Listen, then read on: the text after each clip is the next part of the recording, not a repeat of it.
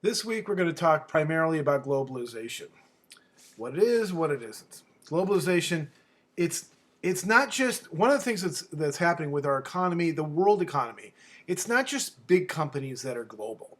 We're getting more things that are smaller companies are even becoming low. They're getting their parts from overseas. They're getting services done from overseas. They're getting technical support from overseas. And it's not like it's all coming from one country.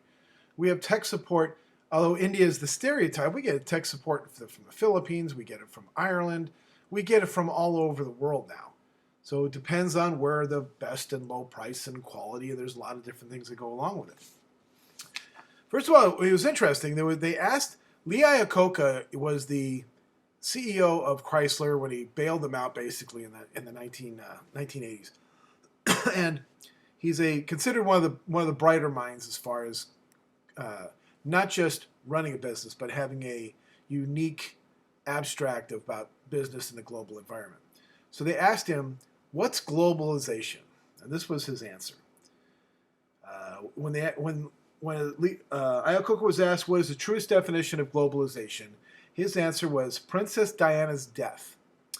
He said, "How come?" He said, "An English princess with an Egyptian boyfriend crashes in a French tunnel driving a German car with a Dutch engine driven by a Belgian who was drunk on Scotch whiskey, followed closely by Italian paparazzi on Japanese motorcycles treated by an American doctor using Brazilian medicines.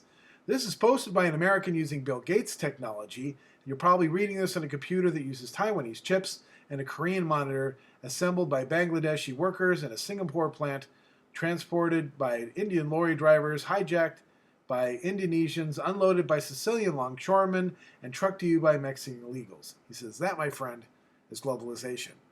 And it is whether or not some of it is in jest or not, the element of when you buy a car, you probably have like 20 different nations involved in the making of the car, whether it be the raw materials for glass, raw materials for metal, raw materials for the rubber, raw material, even the electronics that have silver. You have the parts themselves that were manufactured in different parts of the world, chassis from Japan, drives mechanisms from Korea. I mean, they just become a global environment. We really don't even think as much about it.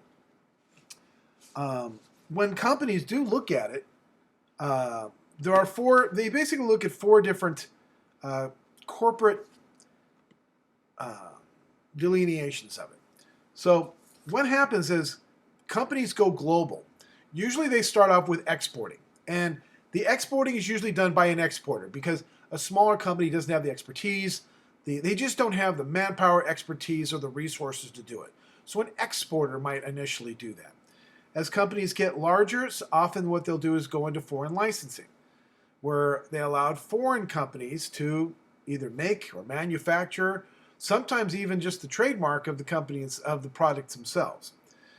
As they get larger, some of them go into direct investing. Some actually start to purchase companies in other countries or purchase elements of it. And then finally, they become a conglomerate, kind of like General Electric, that has different businesses in different parts of the world, and it would be a hard company to manage, but they run them as separate entities. But you can see this is how it starts. Start small, start with just somebody exporting, then we'll have licensing, then we'll actually start. You see this evolution of it. Why do companies want to globalize? And there's a lot of different reasons. There's the proactive element of, for a number of companies, you have the tax advantages. This is why Burger King mixed with, I'm trying to think, it's Tom's something's Donuts. I don't remember, but they merged so they can move their headquarters to another country for tax advantages. Some it's just the labor itself. They're cheaper labor other parts of the world, so they'll take advantage of that. There's the technology advantages a lot of times. There's the raw goods advantages, that if you can purchase raw goods, if you own it, then there's a lot of things you'd have to, back to the taxes, but you're not paying a lot of the import stuff because it's a national company. Even though it's overseas, there's just a lot of a lot of costs that can be lowered, and you also have more control because you own the raw goods, or at least you can see why you would want to globalize. You also get the advantage as you move out of local expertise. You get to tap into the management. You get to tap into the local knowledge of the local markets outside of the United States. You also just the raw element of expanding markets. I mean, China is an interesting company. They're kind of ruthless in some of the things they do, but they recognize, hey, we got 1.6 billion customers. If you want access to this, you got to play by our rules, and they've been smart on that. India's got over 1.3 billion people as well. So a lot of companies want to get into these markets. It will be interesting in the future because India and China are obviously they're both heavily populated countries. Both of them have tremendous areas of wealth and tremendous areas of poverty. I think what's a little different with India is that India has a lot of potential because they're more Western, so they understand the Westerners' mindset more than do the Chinese. But so it'll be interesting to see what happens with that. There's the reactive approach, because as you go global, you are able to avert a lot of trade barriers. This is one of the reasons Toyota started investing a lot in the United States. They're now the most American car company. In the 1980s, there was some beef between the United States and Japan about certain trade elements. So what the U.S. government did said, okay, we're going to put a 25% tax on luxury vehicles. And this really hurt like Lexus and Infiniti and Acura because that's the market they really wanted to expand. They had a good toehold in the Honda with Toyota, but they're trying to expand at that time their luxury car market. And any type of tariff would make them uncompetitive. Because there's a lot of people that they love their Acura, but there's BMW, there's Mercedes, there's a lot of good cars out there at the luxury market that if they were just too expensive, they wouldn't buy them. Especially at that time, they were trying to delve out their niche. So Toyota's answer was, okay, we'll just build most of the stuff in the U.S. Then it really won't matter. And they have the Honda plants, Ohio, I think it's Tennessee has a large Toyota plant, so that way you're buying local. So it was a way to avert tariffs. You actually have just international competition you have to deal with. That if you start going in my market, I'll start going in yours. Caterpillar did that. And it reduces the susceptibility of economic change. This is actually really interesting because when Sony makes the PlayStation 4 in the United States and in Japan, and they literally will monitor production depending on the US dollar versus the yen. So when the yen is high, well, they'll make it here because all of a sudden it's more expensive to get the ones from Japan. If the yen goes down in value, well, then they'll buy more from Japan. So, or at least ship them. So their shipping literally depends on that, but they have that advantage. They're not toeholded just to the fact of whatever the dollar is. So it's a way to mitigate that type of risk. They do talk about 4 orientations. And so again, you have to consider some countries are very ethnocentric. And really an ethnocentric company is still run by the local office. Walmart, that was a problem with Walmart. Even though they were in a bunch of different countries, Walmart in Arkansas was still controlling a lot of it. Too much. And they recognize that and has since changed. But the idea is that it's still a local control. Then you have what they call a polycentric, where kind of the opposite. So the idea is that each country, in a sense, runs, if you have a company that's in a bunch of countries, each one runs its own business. Kind of like it's like one family, but every brother has their own room. In a sense, that's what the polycentric is like. Many countries, the Unilever kind of does that as well. Then there's the regiocentric, where the parent tries to blend in with the units themselves. So you still have elements of the parent company. GE is actually a good example of that because, for instance, GE Six Sigma is very important in all of its companies.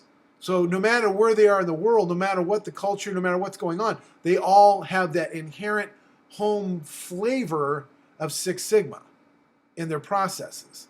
They still are run separate as entities, but they have that common DNA. And then finally, they have what they call geocentric orientation. And that's interesting because what it does is it's viewed as one company. It's like a global citizen. The advantage to that is that you have shared resources across the board. The only problem companies have to be careful of is that they can become inflexible to local tastes. Now, a good example of a company that has tried to avoid that would be Coca-Cola. I don't know how many, as somebody said one time they had 30 different, if you got a Coca-Cola, depends on where you are in the world. Like the ones they make in Mexico have sugar. The ones they have here have fructose. And they're different according to the taste of their area. So they're able to adapt, and they have other things as well, but I just use the Coke product itself. They don't have just one Coke product that's around the world because they're still flexible enough. They're still a global company. I believe 60 or 65% of its business comes outside the United States, which by most people, that is the definition of a global company.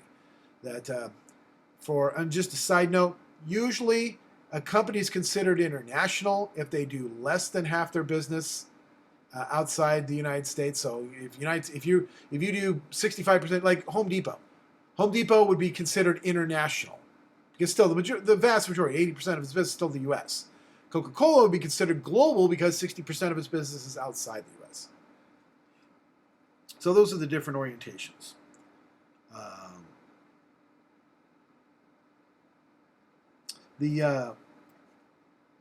They have one of the things before they do that, though, they have to do a good internal and external assessment. You got to throw down the ego, and you have to be able to do a good assessment. Can we do this or can we not? Just like with you know what, we can just we can franchise or we can allow an exporter to do it because we don't have the facilities, the types of resources to do it. You have to be honest with yourself. These companies that don't end up making huge mistakes. They have to consider when they go global, they have to consider the political, the economic, and the legal standpoints. In fact, for many years, companies didn't do business in Mexico, even though they're ideal for the United States, because they were worried about the value of the peso and they were worried about the government. So that uncertainty was like, even though it would be considered fantastic, common customer, common culture, common a lot of things, they didn't want to, it wasn't worth the risk. There's integration with the national and internationals can sometimes be complex. So like right now, obviously we have actually laws against doing business with Iran, doing business with North Korea, but other countries are a little bit more nebulous. So doing business with them, even though they might be ideal, you have to evaluate whether or not it's worth the risk. There's geographic, cultural, and national differences. Sometimes just they're not a good mix. They just simply are not a good mix. You have differences in culture or differences in just the geographic element can be prohibitive. You also have extreme competition, and sometimes these things are restricted. One of the reasons that Britain left is because it was bound so much by the EEC. They leave, but a lot of countries are still bound by it. And if you're going to do business with a country in one of those EEC countries, you have another layer of red tape and headache to deal with. You also, to give an example of some of these cultural differences, when Coke first got into India, it had a fight to get to India because Pepsi had a good stronghold. Well, one of the things they did wrong, we'll talk a lot about the Home Depot one in Chile, but they had an expatriate as a CEO, which did not make India very happy. They really didn't understand. In India, they were pushing a product called Thumbs Up, I believe it was called. And that's just what they drank. And so you had cultural issues with regard to what they liked. You had cultural issues with regard to running the company. You had national issues with regard to just Coke getting into India, even though Pepsi was already there. So they just became very, very complex. What am I doing for time? All right. Last thing I really want to talk about, it's kind of a continuation because all these things mirror each other. And this is the escalating commitment to the international market. This mirrors kind of like what we talked about earlier, in that as these things become more complex, as products become more complex and the market itself becomes complex, well, then these things meter themselves out. For instance, in the beginning, if it's a simple product, simple mix, a lot of them will just do niche market exporting. They'll find a particular country that wants their products and they will export accordingly. As these things get more complex, well, a little bit more complex, then we start doing licensing and also control the manufacturing. So other countries will make products. Like everybody loves Nutella, but Nutella was made in Canada, and then they ship it here. That's what they do. Then there's the franchising, and franchising is probably the fastest growing. The biggest franchise on the planet is still Subway. They have more franchises than everyone else. China has used this, I don't want to say blackmail, but in a way, because the idea is what they're saying is, if you want to do business, you have to have franchises here, and it is a smart thing to do. So I don't want to say legal blackmail because I don't want to give the negative connotation with that, but at the same time, they know they have 1.6 billion potential customers, and if you want to do business, they're not making you come there. So if you want to do business here, this is what we're going to do. This is what you're going to have to do in order to do business here. And they're understanding more of the technology that's coming into the country. You have, when you look at, you have to think that when Apple is making its iPhones in China, it's more than just that company that's benefiting. The only problem with franchising, you have to be careful of being not taken advantage of, and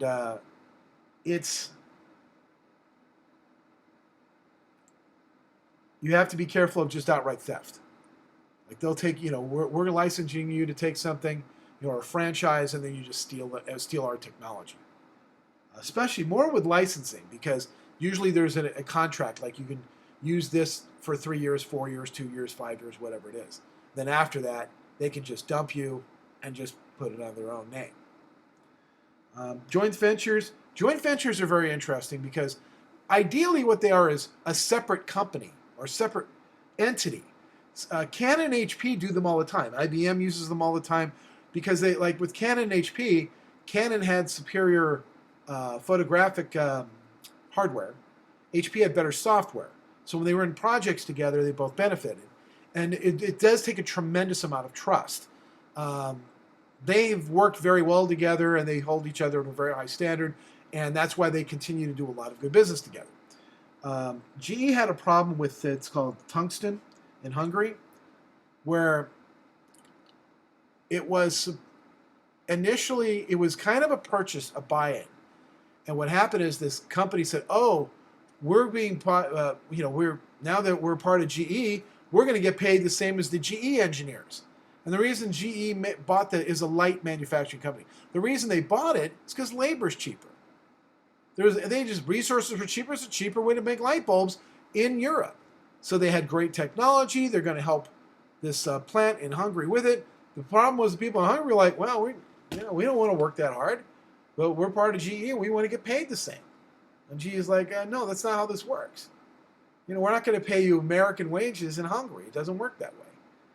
And eventually what happens, they had to get rid of a lot of the tungsten workers, and they had to replace the GE people as well in order to make it work. But these are the good and bad of some of these different things. And then there's the wholly owned subsidies where companies just buy them out. A company in the United States, for instance, will buy a company in another country, and that way they keep control. So when it comes to globalization, we recognize the market, we recognize what it is, we recognize this as an inevitability, especially as trade barriers go away and countries finally get smart about the fact that tariffs only make it worse. When people actually learn the economic principles that really the lower the trade, there is always going to be someone who doesn't benefit. And I'll give a great example with NAFTA. NAFTA, there's some tweaks that need to be done. But for the most part, it's free trade. So what problem, and who benefits? First of all, the customer benefits because the prices are coming down. Second of all, the company benefits because they're able to be more profitable. Third off would be like the labor people in Mexico are getting more jobs and they're getting paid more. You know, when the average wage is $3 and they're getting paid $7, it's great. But the only person that gets hurt is the non-skilled labor here in the U.S. And this is where it's been a battlefront. We'll talk about a bit in class about some of the I'll call them victims, even though they're really not, but some of the consequences of it. But right now, that sounds good. I'll talk to you.